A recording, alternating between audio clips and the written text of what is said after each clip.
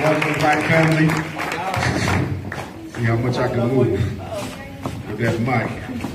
You know, I got ADHD, I move a little bit. How's everybody doing? Kansas City, y'all all right? All right. I think we're good there. Test, 1, 2. That's clear out there. All right. But first, let me say I want to thank you guys for coming out, especially given the weather. You know, that's been the topic on the news all day, every day. I want to go ahead and get into my message. And again, it's been 3 years since the last time I've been on the Kansas City, Missouri side. So a lot has happened in the past couple of years. I'll try to touch on some of it, but I want to begin by addressing our parents, our mothers, our fathers, but all of you. Because in the African context, all of us are parents. All children belong to the village. They do not belong to the individual parents. So for those parents who think that this is my child, that is not your child. It only came through you, but it does not belong to you. It belongs to the community. You are only a portal and a vessel. You are not an owner. Okay, so it's important that we make that clear, because when we deal with children, we like to get very private when it comes to our children. But the truth of the matter is, if we don't raise them together, then they never grow up with a collective consciousness. And if black children don't grow up with a collective consciousness, it will be difficult for them to work together. So it's important that we do everything that we do as a oneness. And I know that becomes difficult for us as black people because we've been taught, indoctrinated, and socialized to work against our own best interests. And that's why we're always in last place. Okay? Chinese do better than us because Chinese work together.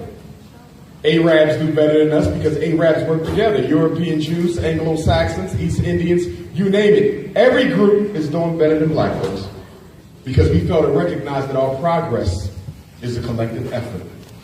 All progress is a collective effort. But we suffer from a disease I call radical individualism. Black people believe in radical individualism. In other words, the decisions you make every day, short-term and long-term, are only based on whether or not they're good for you, not whether or not they're good for the community. When I talk to brothers who marry white women, you know, they always say, Doc, you know, I love her, or I fell in love with her, or whatever the case may be. How can you fault me for that? Well, brother, I'm a nationalist. I'm not an individualist. I'm a nationalist. I'm not an integrationist. I'm a nationalist. I'm not an accommodationist. So when you are a nationalist, all decisions are made from the perspective of what is in the best interest of all of black Kansas City, Missouri. Not just some, not just the bourgeois, not just the Masons, not just the light skin, not just the dark skin, not just the Muslims, not just the Christians, but what is in the best interest of the African family of Kansas City, Missouri. So anything you throw out to me, the first thing I'm going to ask you is, how does this benefit us over the long term? Any question brought before me, I'm going to ask you that. You have a white wife. How does you, being married to a white woman, benefit black people in Kansas City over the long term? Where's the benefit? Love ain't got nothing to do with it. We're dealing with practical, pragmatic applications and solutions. How does having a cracker as your wife benefit black Kansas City? No, I'm being serious about this. We got to talk about it. Because black men marry outside their race more than all other men put together in America as a percentage. So we got to talk about this. What is it about the black man that has him more predisposed to date outside of his race than any other man in America? And can we conclude that it is purely an accident of romance? It's not an accident of romance. I know why black men marry white women, because you wish he was a white man. Any black man with a white woman has an inferiority complex. And if she's better than the black woman, by contraindication, the white man is better than you. Inferiority complex. I'm not dismissing a white woman. I don't intend to disrespect her. I have 2 daughters, and I would hope she wouldn't intend to disrespect my princesses. But I'm dealing with the political application of feasible solutions for black folks, and that's not a solution. Marriage is a what? Economic arrangement. Marriage is about finances. If you don't believe me, go to any divorce court. What they dividing up in divorce court? Are they dividing up love? When you go get a divorce, do you ask for 50% of your love back? I want 40% of my sex back. Are you dividing emotions and attachments? You dividing assets. And if women live longer than men, and they do, on average, your wife will outlive you, brother, whether she's black or white, on average. So if women live longer than men, when we leave the earth, gentlemen, that means what? Our estate, our wealth, our savings, our retirement goes to another people who have already taken enough from us and don't need to take any more. That's why interracial marriage is betrayal. Because you're supposed to be investing in your race, not someone else's. And if you truly understand white supremacy, you would understand whether the white woman has an emotional connection to you or not, she still considers you to be her inferior. And while we at it, let's get into the rules of racism, because Kansas City, y'all don't understand the rules of racism. Y'all here in the Dust Bowl, I know y'all don't understand the rules of racism. Dang, where the sun at? The first rule of racism, Missouri, first rule of racism. If you don't understand this one, you won't understand any of the others that come. The first rule of racism is that all white people are racist. I'm going to say it again. All white people are racist. Every last one. That's your coworker, your best friend, your next door neighbor, your pastor, your white wife, your white boyfriend, your white mother-in-law. All white people are racist. No exceptions. Every white baby born will be a racist. No exceptions. Now let me tell you why you don't understand that. You don't understand that because you equate racism with racial hatred. You don't understand that because when I say all white people are racist, you assume that that means all white people hate black people. I don't think all white people hate black people, but I know all white people are racist. Your problem is you equate racism with emotion. Y'all need to stop that. Racism has nothing to do with hating you. Racism has nothing to do with feeling superior to black folks. Racism is about making sure you control the wealth, the political leverage, the economic outcomes, and the opportunities. Emotion ain't got nothing to do with it. White people can love you and still practice racism. A white person can be your best friend and still systematically disadvantage your opportunities in life. Why? Because they live by a code and you don't. White people live by a code. Chinese live by a code.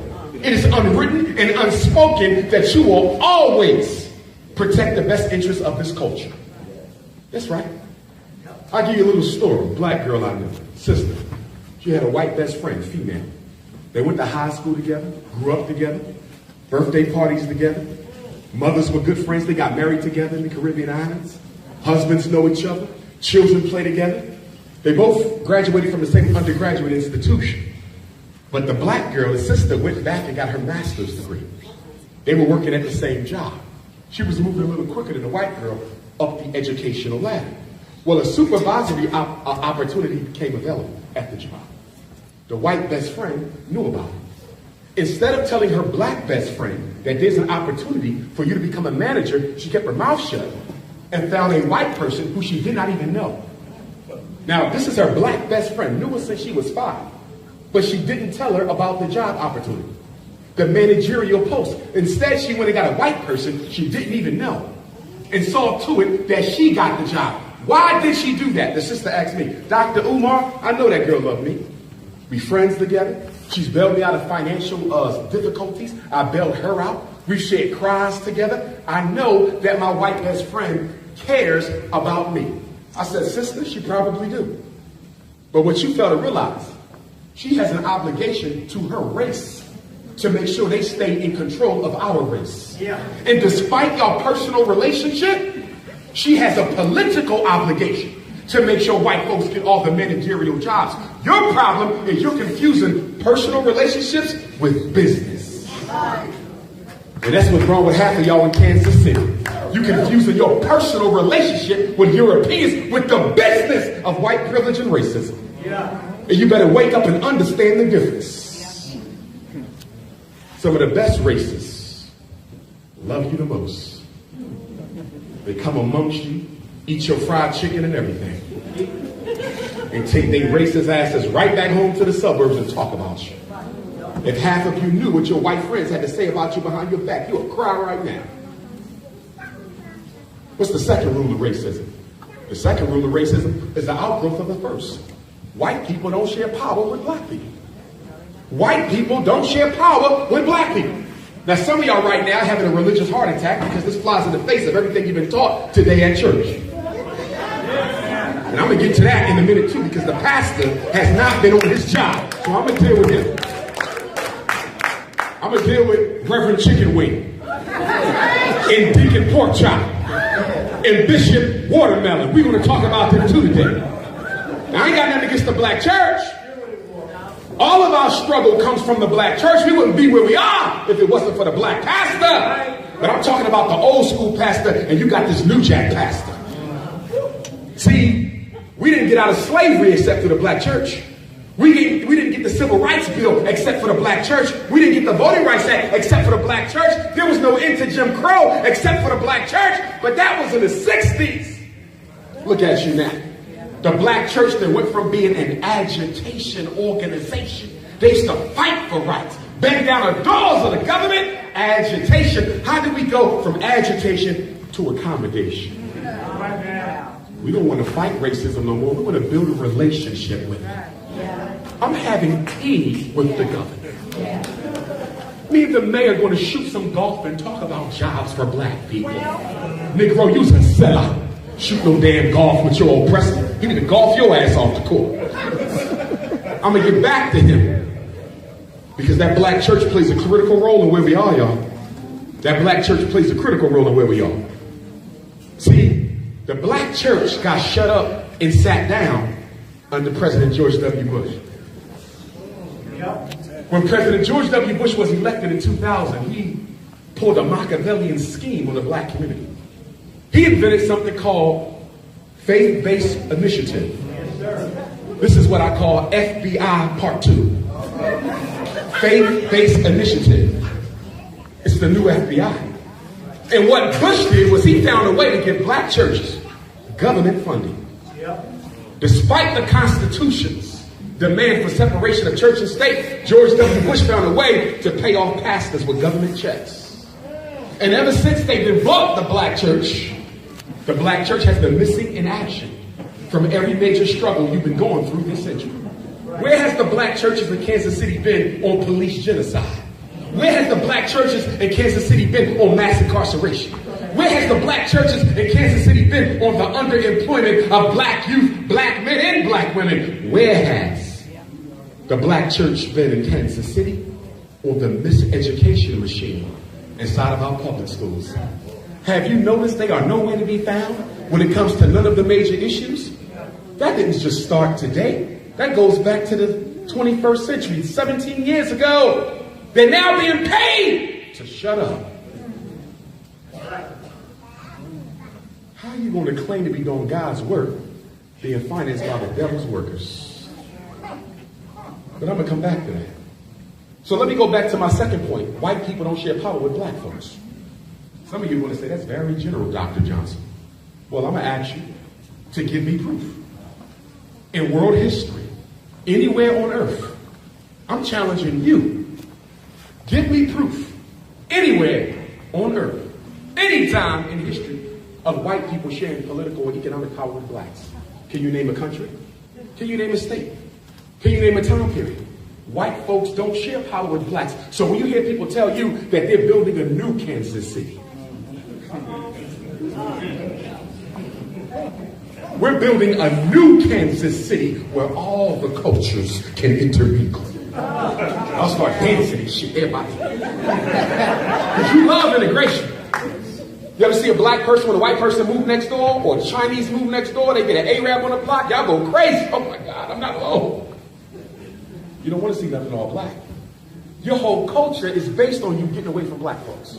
What's the first thing you do when you get a master's degree? Straight out of graduate school, you ain't even got a job. You reward yourself with a home in a white suburb.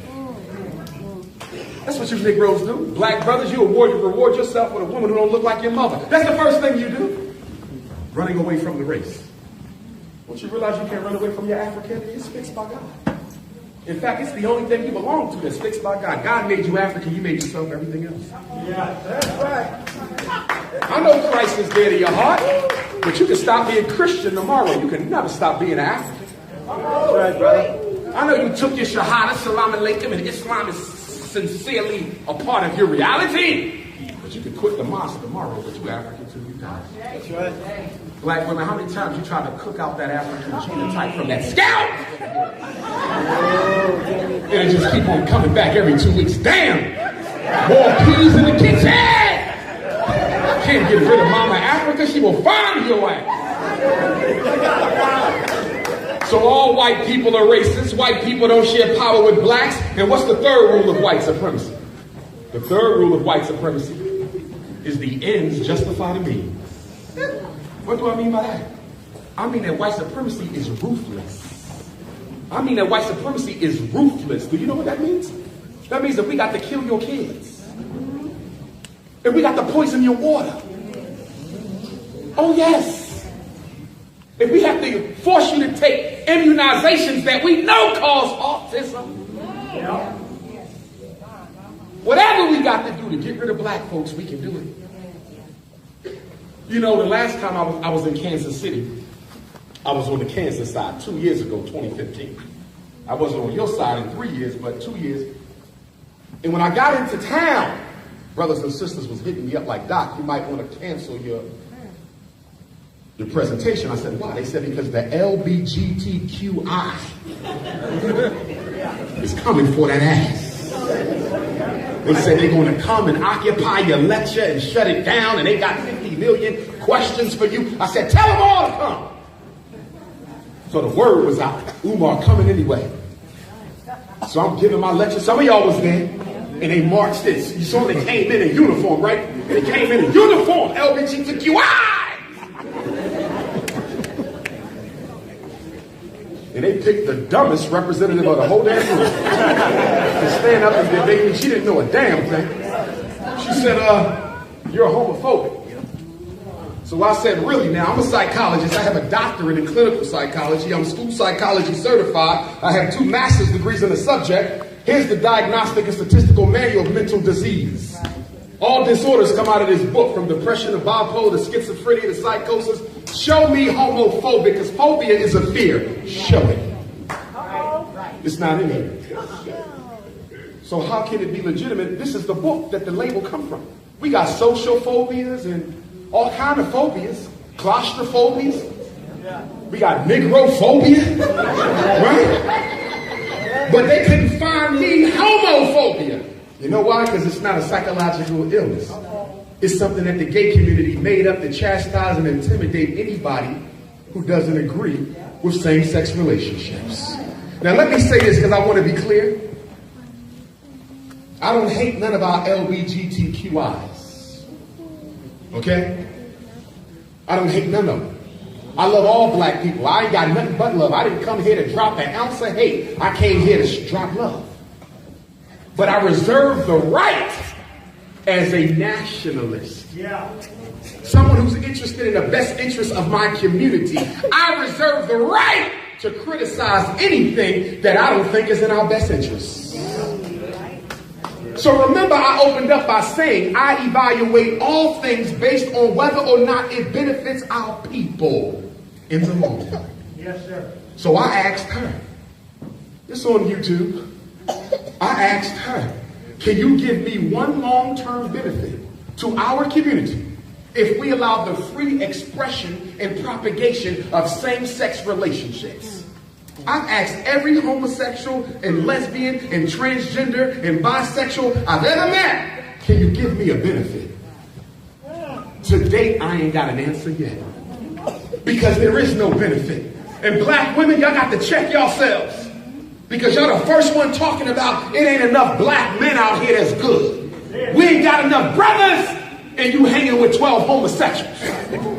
You got peaches, turquoise, and lemonade. And you got a nerve talking about it ain't no good black men, and you hanging out with 30 gay ones. Shut your ass up. I don't want to hear another black woman talk about it ain't no good black men out here when you hanging out with homosexuals. You don't want your son to be gay, but it's okay to be having lemonade with peaches and turquoise. and hot apples. Listen, only 1 out of every 4 black women gets married in her lifetime. All the sisters in this room, those who are unmarried, only 1 out of 4 statistically. Black women have the lowest marriage rate in America. You're already low with the marriage. And now you're going to go and endorse a relationship that's going to cause your numbers to go even lower? I have 2 daughters. 2 daughters. What am I supposed to tell them when they're old enough to get married and can't find no good black men because they've been turned out by other black men? Huh? It ain't about no hate. It's about a political analysis. You got to critically analyze everything white folks throw at you because confusion is the weapon of progress. And as long as they can keep black people confused, as long as they can keep you caught up in this and caught up in this, you'll never get back to what you're supposed to be fighting for. They got the whole black community divided over gay sex. This is crazy. I got peaches and hot apples following me around the country tweeting at me.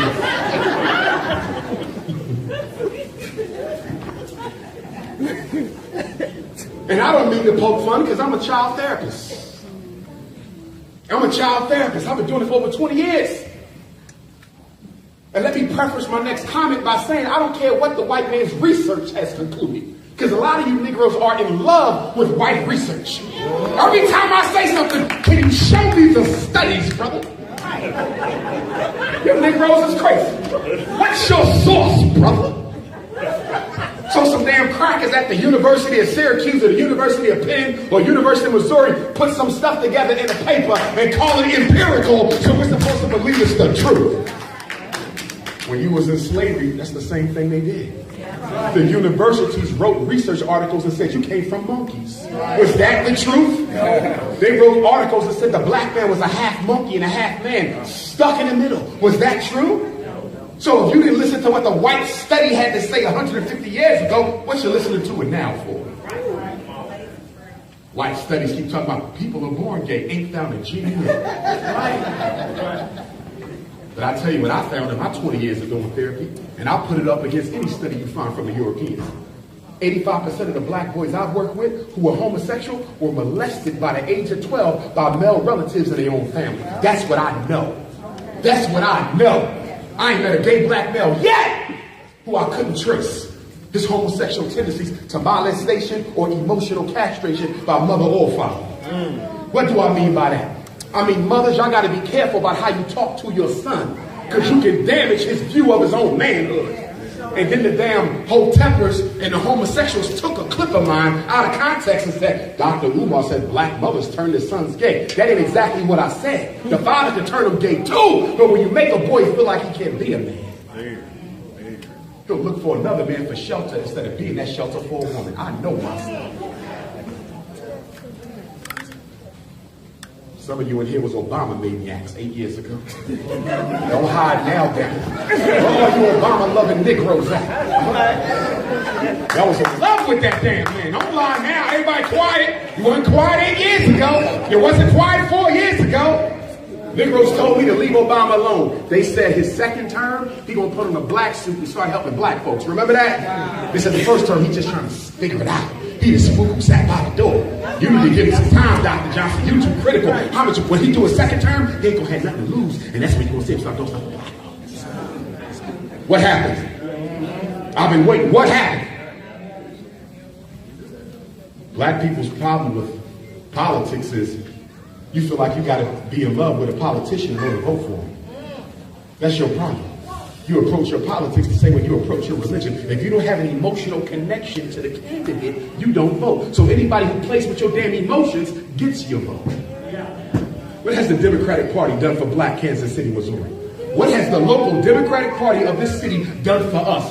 Nothing. But I bet you 99% of you will vote Democrat just because you was told to. By who? The black bourgeoisie of Kansas City, Missouri. And let's talk about them while we at it. Who is the bourgeoisie? First of all, you can't control black people without a black bourgeoisie. You cannot control black people. Wherever there's black folks, there's a Negro Illuminati clique. Oh, y'all thought some of y'all might be in here, and I can give a damn. And I'm unapologetically African. I ain't come to be your friend. I came to wake your sleeping ass up. Hallelujah. Hallelujah. The black God, the black Holy Ghost. Not no damn white Holy Ghost. And some of you black folks still praying to a white Jesus. Who in here still got a white Jesus hanging up? Don't you lie.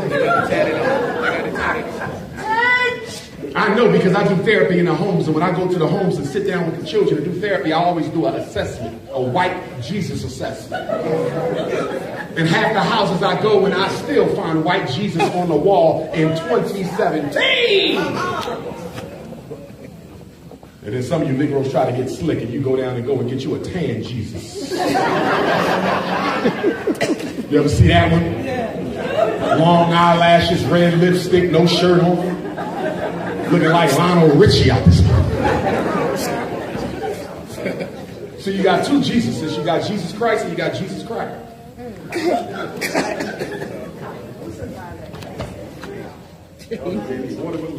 Dang. But anyway,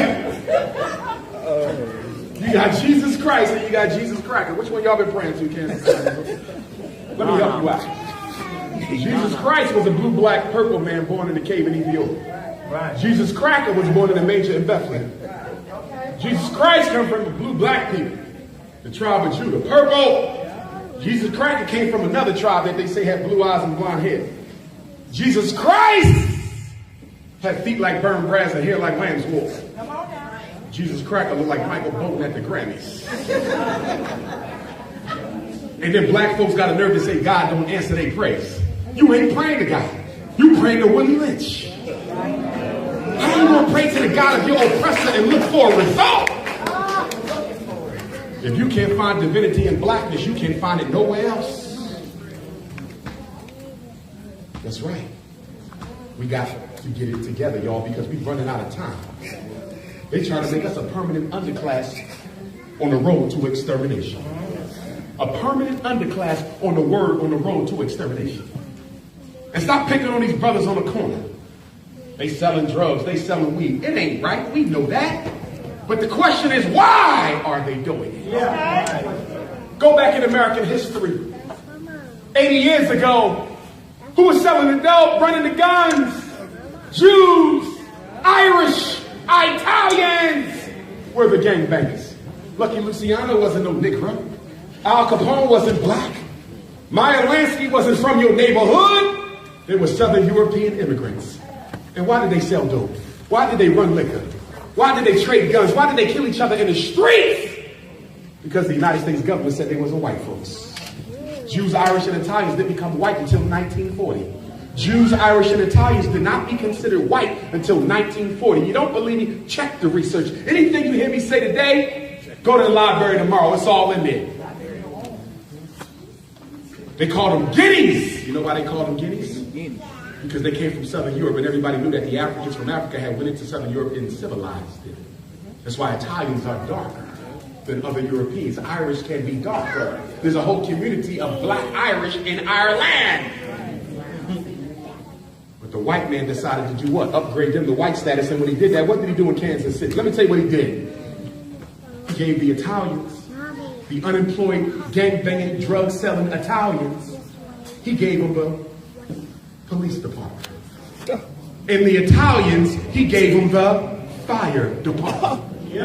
And the European Jews, he gave them the downtown civil service jobs in your city that they still run to this day. All our young men are doing is picking up the crime that white folks dropped off. Listen, the mother of all violence is miseducation.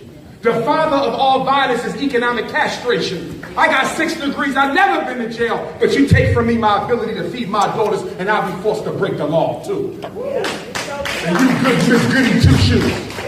You up here with a good job and a nice little house, and you would have looked down on people who ain't as fortunate as you. And then some of you Negroes got the nerve to drive around Kansas City and say, I made it, so can they. Bull crap!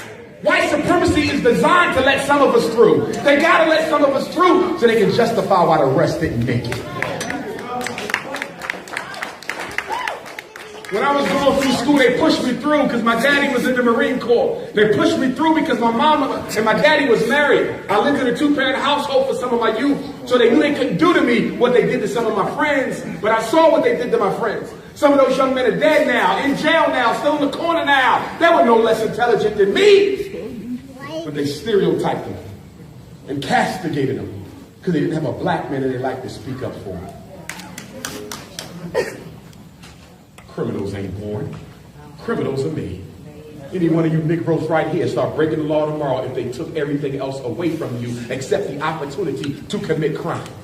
And you would point fingers at the corner boys? Damn the corner boys. You better point fingers at the corner pastors and find out why they're not building jobs for the corner boys. That's what you're supposed to be doing. Let's get back to the black bourgeoisie. 5 families in the black bourgeoisie. The first family is the higher education bourgeoisie of Kansas City, Missouri. These are Negroes who work for your community colleges. These are Negroes who work for your public school district. These are Negroes who are in any educational capacity whatsoever in this city. And instead of fighting for better schools, instead of fighting for more educational opportunities, you know what they do? They defend the system. They defend the system and try to explain low test scores in Kansas City, and explain dropout in Kansas City, and explain a low graduation rate in Kansas City by blaming it on the single parent black mothers. They blame it on the fact that you had babies too young. Or they blame it on the fact that you wasn't married. Or they blame it on the fact that his daddy's in jail. That ain't got a damn thing to do with it. You talking to a principal and a school psychologist, and I'm telling you right here and right now, our boys are failed because the system is designed to produce failure. Yes, sir. And do you want to know why? Why is the public school in Kansas City never going to educate your boys? Why? Because the most revolutionary thing you can do in Missouri is properly educate a black male child. That's the most revolutionary thing you can do. If you properly educate a black male child, you set him up as a rival to the white male for political, economic control of this city. They will never teach your son how to take the place of their son. Right? And 93% of all teachers in America are middle-class racist white women. 93% of the teachers in America are middle-class white racist women. 93% of the teachers in America are middle-class white racist women. I work with them every day. They don't give a damn about your kids. They smile in your face, and the minute you leave, they talk about them like garbage. Are there some exceptions to the rule? Yes. I know some damn good black male teachers. Excuse me, some very good white teachers. I know some excellent white teachers. But guess what else I know? I know most of them ain't so excellent. And I know most of them are only in the ghettos of Kansas City teaching for 2 reasons.